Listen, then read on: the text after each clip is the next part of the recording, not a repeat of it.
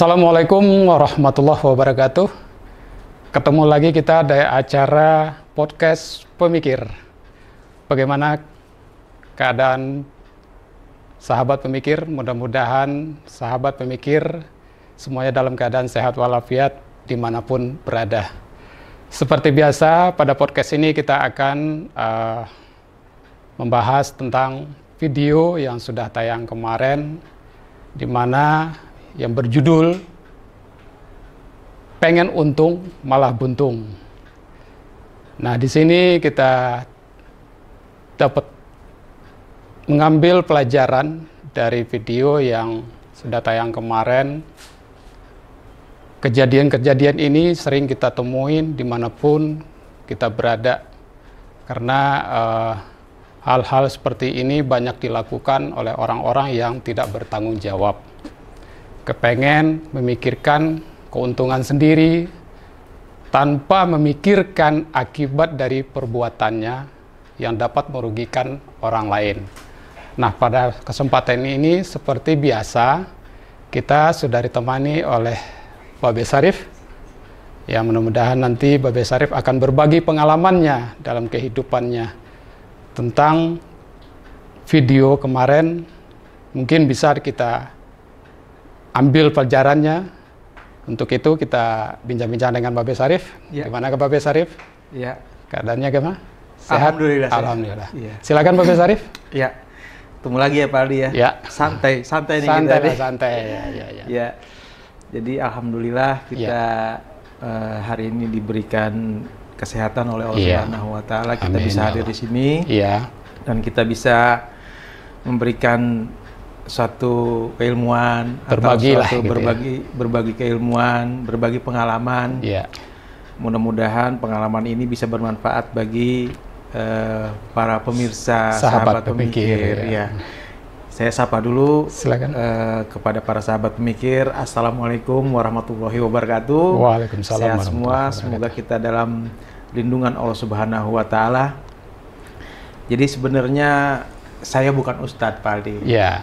Tetapi dari kehidupan sehari-hari, dari pengalaman saya belajar, saya mendapatkan satu pengalaman hidup dalam perjalanan ini, pengetahuan-pengetahuan, keilmuan-keilmuan agama yang saya pelajari dari seorang guru, sehingga mudah-mudahan pengalaman-pengalaman saya itu bisa kita bagikan kepada para pemirsa untuk bisa menjalani kehidupan ini dengan baik dan sesuai dengan jalan yang telah Allah berikan, gitu Pak Adi.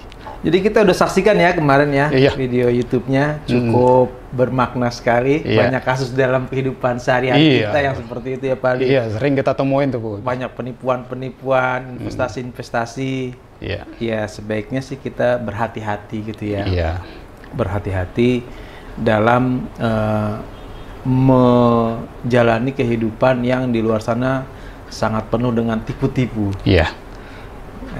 Dalam menghadapi itu juga kita perlu keilmuan, Pak Aldi. Perlu ilmu juga. Perlu keilmuan sehingga kita terhindar dari hal-hal tersebut.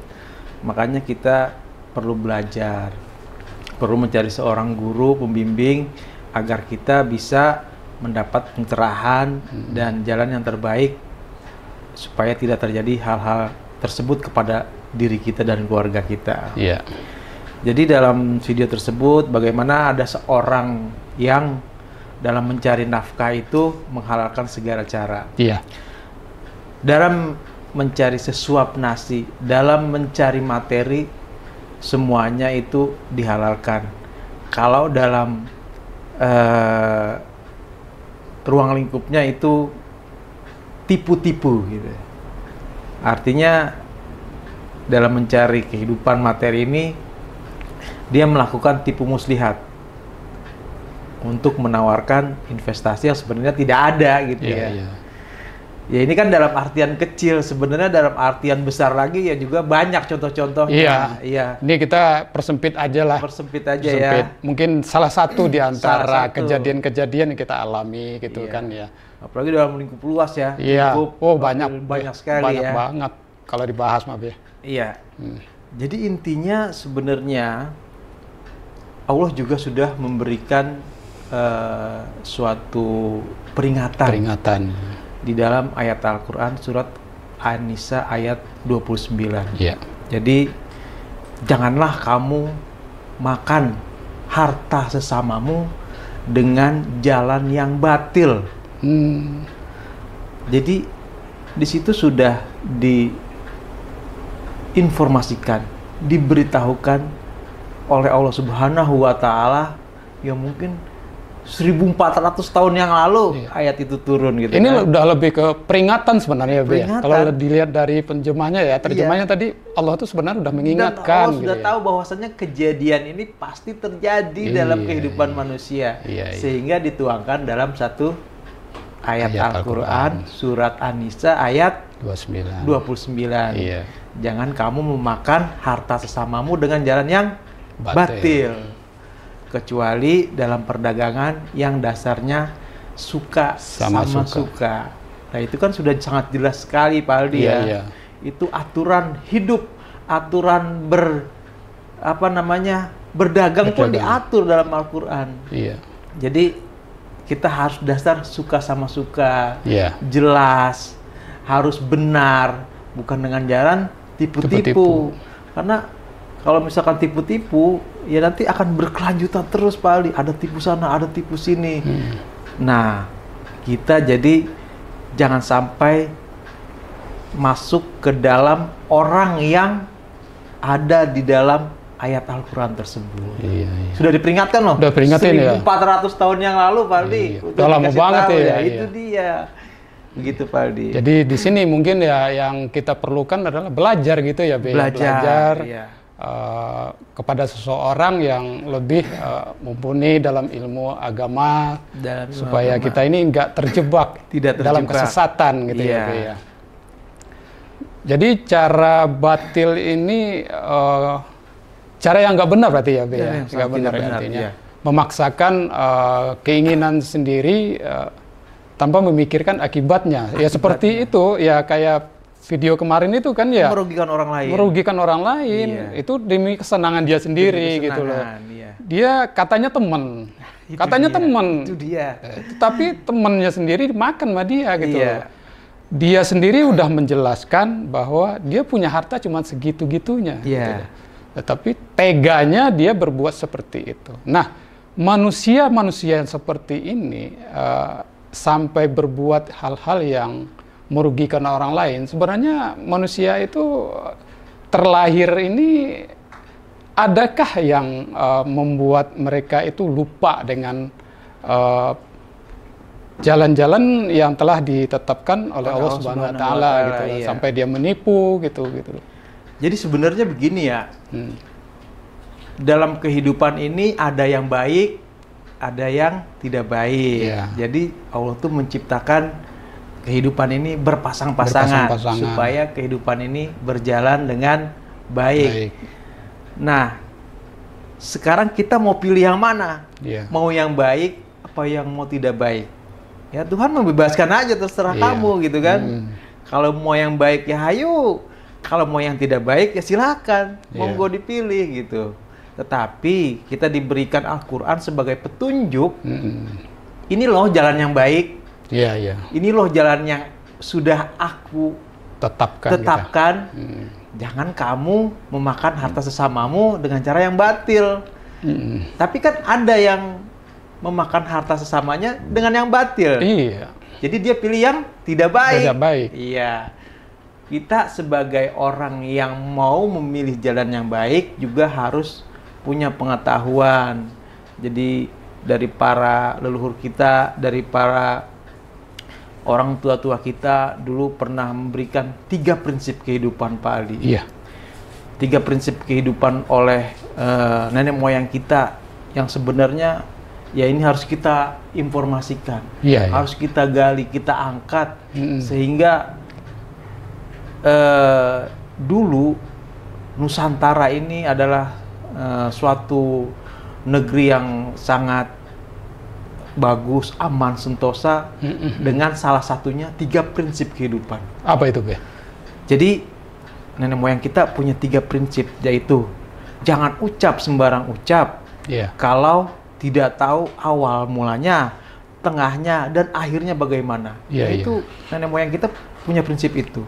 Yang kedua, jangan melangkah sembarang melangkah kalau kita tidak tahu arah dan tujuannya.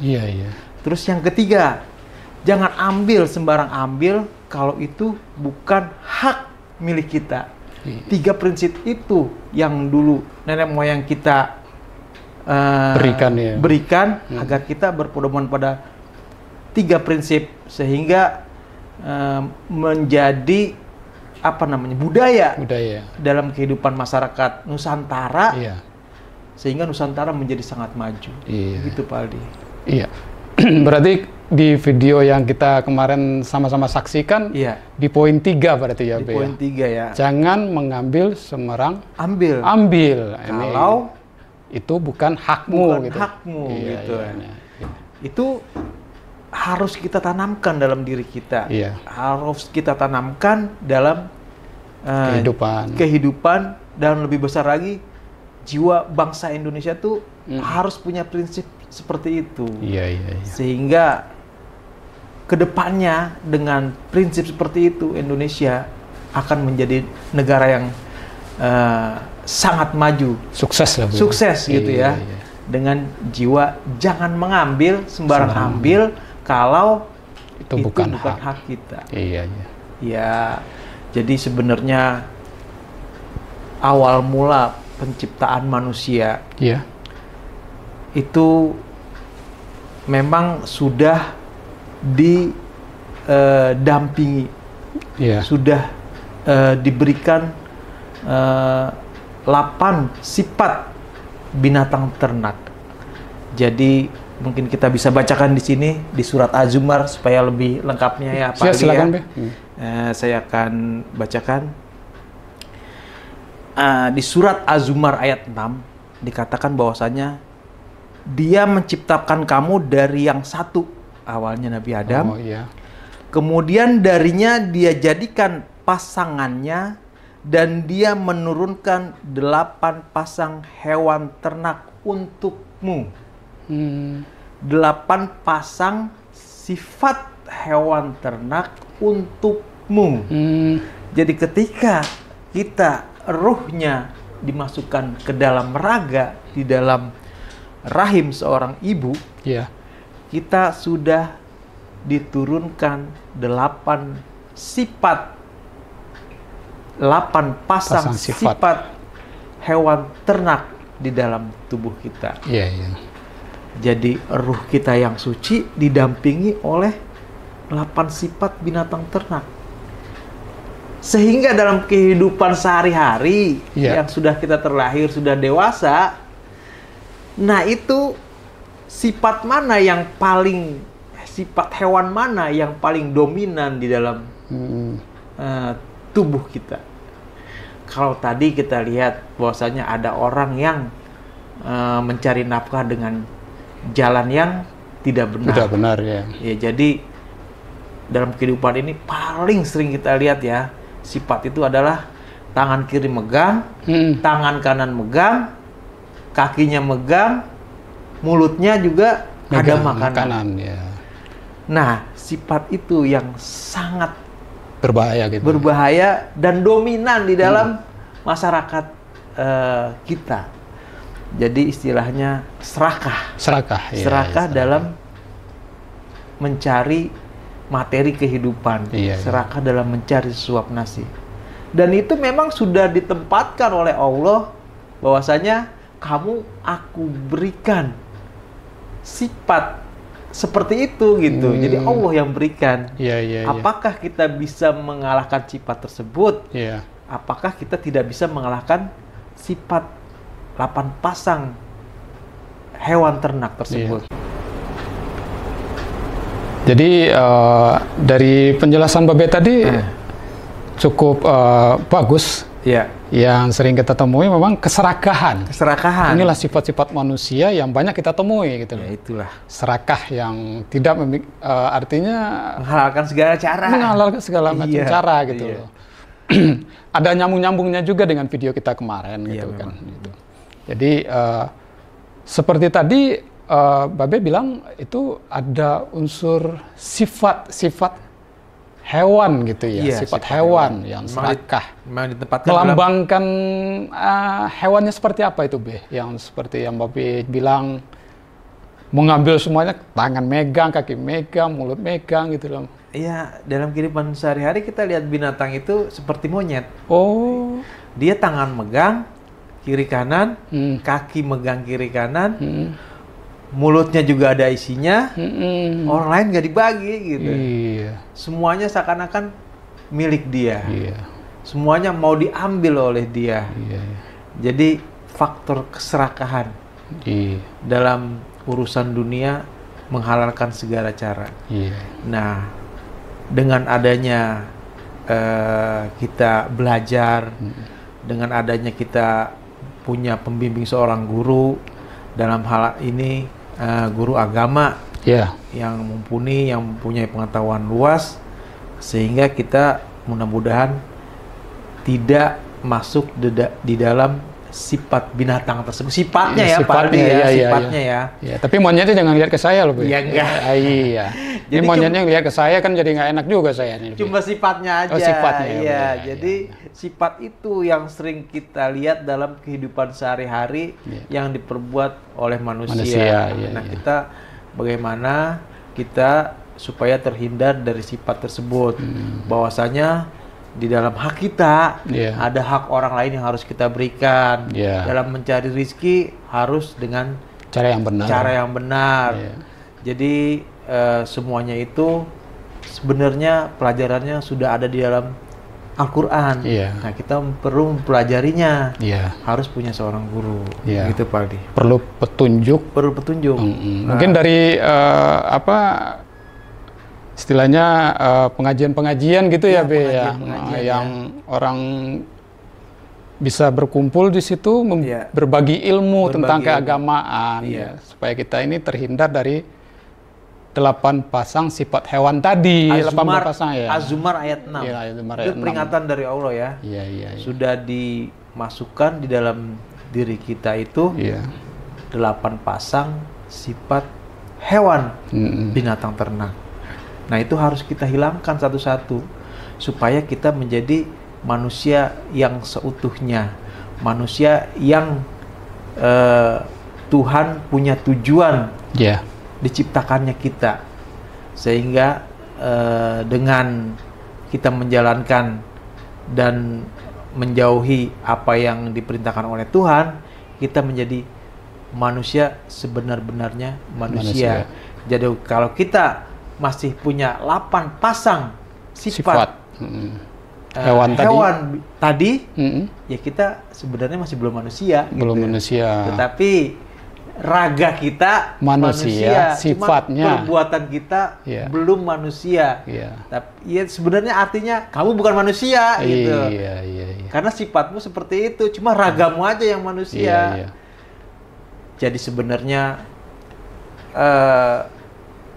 waktu Allah meniupkan ruh, mirruhi, di mana malaikat disuruh bersujud, kemudian iblis disuruh bersujud. Itulah ruh, mirruhi, kutiupkan dari ruhku, sehingga malaikat disuruh bersujud, iblis pun disuruh bersujud. Tapi iblis tidak mau, karena sombong, karena ana khairum minkum, saya lebih baik dari apa yang diciptakan oleh Allah, yaitu Nabi Adam. Nah, itu. Jadi waktu penciptaan Nabi Adam dan Allah meniupkan ruhnya ke raga Nabi Adam. Disitulah malaikat iblis disuruh bersujud. Tetapi malaikat pun pada saat itu sebenarnya bertanya kepada Allah, kenapa engkau ciptakan makhluk seperti ini yang dulu telah membuat kerusakan? Kalau engkau ciptakan lagi, akan kerusakan lagi terjadi di bumi gitu. Tapi sungguhnya Allah Maha tahu bahwasanya aku akan jadikan manusia ini khalifah di muka bumi. Tetapi iblis tidak mau. Iya. Jadi dia diusir oleh Allah dari surga karena satu sifat. Iya.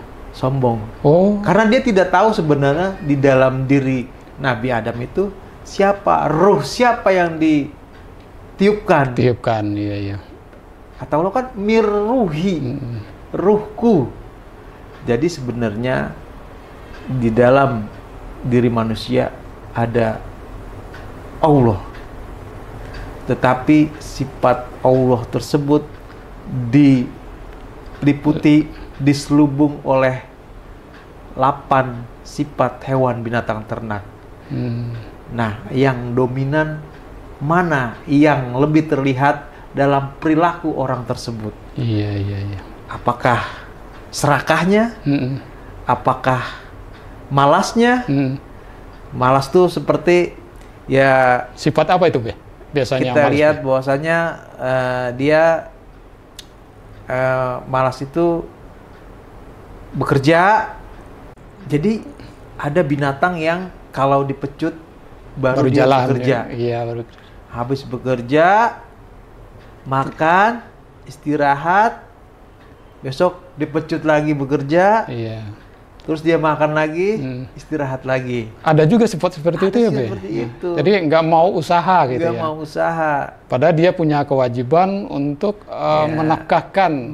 Minimal kan diri sendiri dulu kalau memang belum berkeluarga. Apalagi udah berkeluarga, punya anak ya, Be ya? Yang perlu kita nafkahkan gitu. Nah, kalau kita malas gitu kan ya, bagaimana tanggung jawab kita sebagai seorang kepala keluarga? Iya. Jadi binatang itu, sifat binatang tersebut sering diperlihatkan oleh manusia gitu. Sehingga dicontohkan binatang kerbau tadi ya. Iya. Nah, itu kerjanya seperti itu. Kemudian ya tidak ada rasa keingintahuan untuk belajar agama. Jadi agama hanya sekedar istilahnya identitas di atas kertas. Tidak memperdalam bagaimana sesungguhnya kita ini diciptakan untuk apa gitu. Jadi kita harus punya sifat untuk mengetahui apa sebenarnya tujuan dari Allah menciptakan kita. Nah itu karena tertutup oleh sifat binatang yang pemalas tadi, hanya sekedar bekerja, hanya bekerja cari uang, makan tidur gitu ya, Be ya. Pulang, makan, istirahat, tidur, bekerja lagi. Tidak ada keinginan sebenarnya untuk apa saya diciptakan. Iya. Yaitu hanya tinggal menunggu mati. Sedangkan mati harus ada pertanggungjawabannya. Dari mana hartamu kau dapatkan? Untuk apa hartamu kau gunakan? Ya, jadi hal seperti itu harus kita pertanggungjawabkan semuanya, Pak. Iya. Begitu kira-kira. Iya. Jadi manusia itu sebenarnya sebagai khalifah di muka bumi ini. Iya, sebagai tujuan itu ya Allah. Tujuan dari Allah menciptakan manusia. Gitu.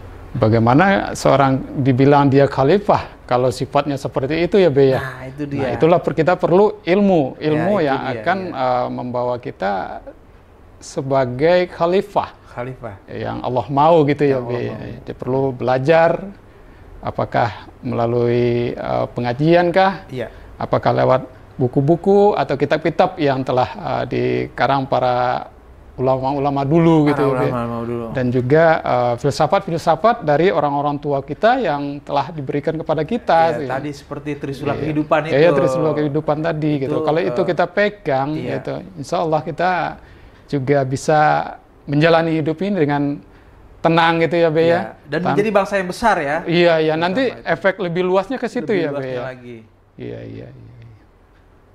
Jadi manusia itu berbuat itu karena dia lebih mendominasi sifatnya itu seperti apa yang telah digariskan tadi. Manusia itu diliputi oleh 8 pasang sifat hewan ternak. Jadi harus kita itu artinya menghindarkan sifat-sifat seperti itu ya, Be ya. Menghilangkan. Iya, kalau bisa menghilangkan ya. Jadi memang sudah ditempatkan oleh Allah.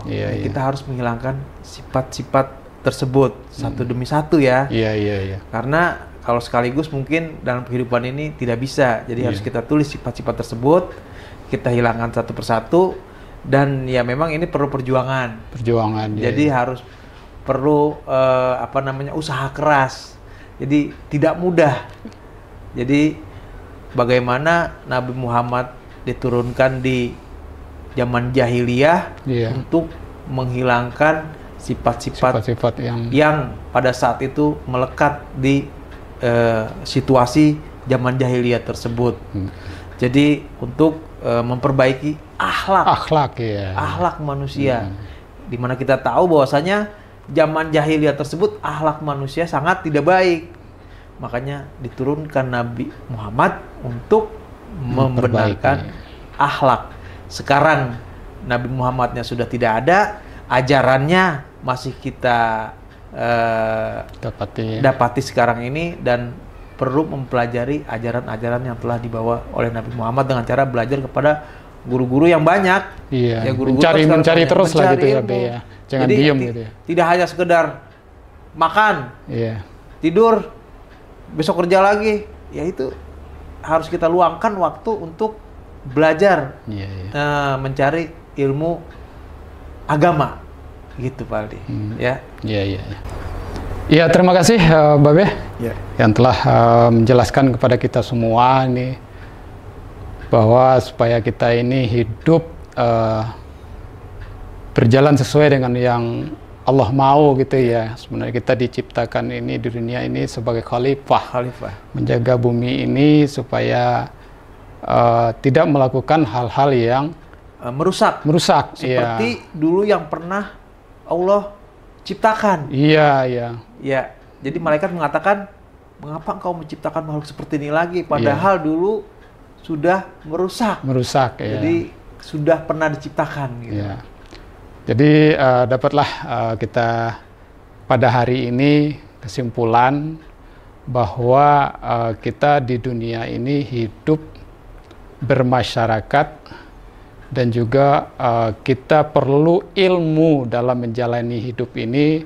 Perlu belajar ya Be ya, supaya kita tidak tersesat gitu loh.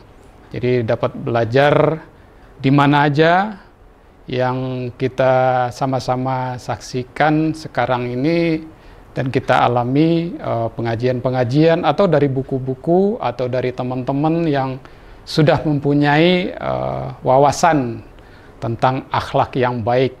Jangan sampai kita meniru perbuatan-perbuatan yang telah kita saksikan di video kemarin, yaitu tipu-tipu, menipu teman sendiri demi untuk kepentingan sendiri. Jadi mudah-mudahan para sahabat pemikir bisa mengambil hikmah dari podcast kita ini supaya lebih berhati-hati dalam menjalani hidup ini dengan situasi yang sekarang ini banyak kita temui hal-hal yang sudah menyimpang sekali gitu loh. Jadi pada hari ini kita cukupkan podcast kita sampai di sini. Mudah-mudahan ada manfaatnya. Kurang lebihnya mohon maaf. Billahi taufiq wal hidayah. Wassalamualaikum warahmatullahi wabarakatuh. Waalaikumsalam warahmatullahi wabarakatuh.